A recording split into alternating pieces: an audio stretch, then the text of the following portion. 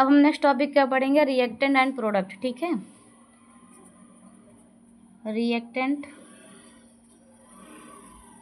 And product. Writing तो बहरहाल बहुत अच्छी नहीं है, लेकिन बच्चा आप लोग अच्छा बनाइएगा राइटिंग, क्योंकि राइटिंग से ही नंबर थोड़ा बहुत इंक्रीज़ होते हैं। ठीक है, राइटिंग थोड़ा अच्छी कीजिएगा, हमारी तरह मत बनाइएगा, हम बहुत अच्छा नहीं लिख रहे हैं, ये मुझे पता होती है बात। रिएक्टेंट एंड प्रोडक्ट के बारे में मैंने आपको प्रीवियस वीडियो में बताया हुआ था कि रिएक्टेंट एंड प्रोडक्ट क्या होता है। रिएक्टेंट का मतलब ये होता है जो केमिकल रिएक्शन कर रहे हैं, केमिकल रिएक्शन पार्टिसिपेट कर रहे हैं, तो इसका मतलब क्या है, वो रिएक्टेंट हो गया मेरा। और जो प्रोडक्ट रिएक्शन करने के after the reaction, chemical reaction जब होती है तो उसके बाद जो मेरा प्रोडक्ट का फॉर्मेशन होता है, जो मुझे मिलता है, वो मेरा प्रोडक्ट होता है। तो वो क्या होता है, प्रोडक्ट होता है। रिएक्टेंट और प्रोडक्ट समझ गए। रिएक्टेंट का मीन्स वो होता है chemical substance taken originally which may the react together are called the reactant and the new chemical substance form are called the product. जो रिएक्टेंट होता है, रिएक्टेंट मतलब जो ओरिजिनली केमिकल रिएक्शन में पार्टिसिपेट करता है, पार्टिसिपेट किया तो वो रिएक्टेंट हुआ।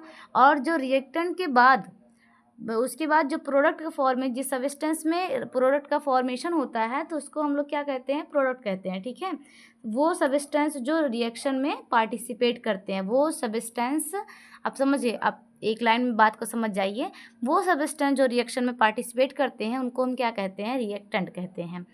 और इसको हम चलो लिख लेते हैं। ठीक है, और यूपी बोर्ड वाले बच्चे क्या है, अपना लिख लें, और मैं सीबीएसई वाले बोर्ड बच्चों वालों को लिखवा रही हूँ। और हिंदी मैंने बोल भी दिया कि वो सब्सटेंस जो रिएक्शन में पार्टिसिपेट करते हैं और पार्टिसिपेट करने के बाद वो नया सब्सटेंस जो बनता है उसको प्रोडक्ट कहते हैं। ठीक है, मैंने लिखा the chemical substance taken originally which may react together are called the reactant are and the new chemical substance form of chemical product. ठीक है, द केमिकल रिएक्शन, जो केमिकल सब्सटेंस होता है टेकन ओरिजिनली विच में रिएक्ट टुगेदर, जो एक दूसरे के साथ रिएक्ट करते हैं, केमिकल रिएक्शन में दूसरे के साथ रिएक्ट करते हैं, तो इसका मतलब वो केमिकल रिएक्शन हो गई। ठीक है, वो रिएक्टेंट हो गया।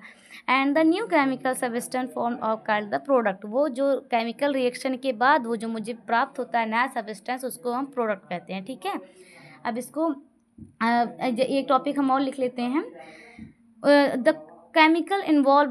अब हम समझेंगे जो केमिकल रिएक्शन हो रही है, हाँ हो रही है, केमिकल रिएक्शन में जो मेरा सब्सटेंस है, उसका मतलब सब्सटेंस में कुछ ना कुछ उसमें बॉन्ड भी बना होगा, वो बॉन्ड से एक दूसरे से बॉन्ड के थ्रू जुड़े होते हैं, तो इसका मतलब उसको हम समझ लेते हैं। ठीक है, इसमें फर्स्ट प्रोडक्ट ये, a chemical reaction involve breaking of chemical bond present in the reactant molecules forming a new chemical bond to the give the product.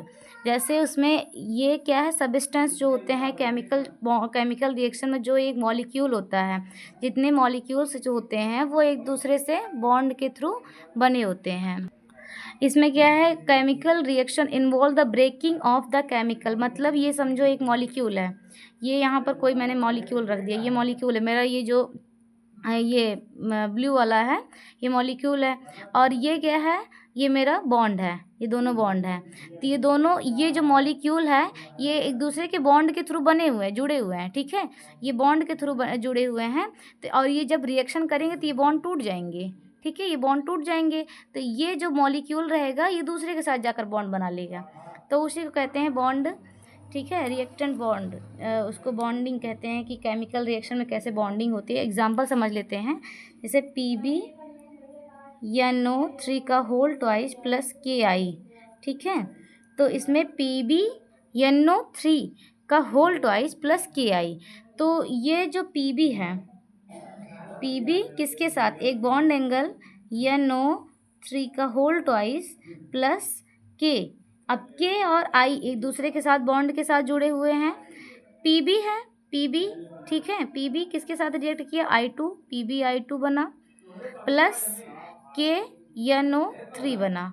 अब समझ गए बात को कि NO3 बना, तो ये जो PB है ये भी अपना बॉन्ड के साथ बना हुआ है, और KI2 भी, KI भी बॉन्ड के साथ ही बना हुआ है।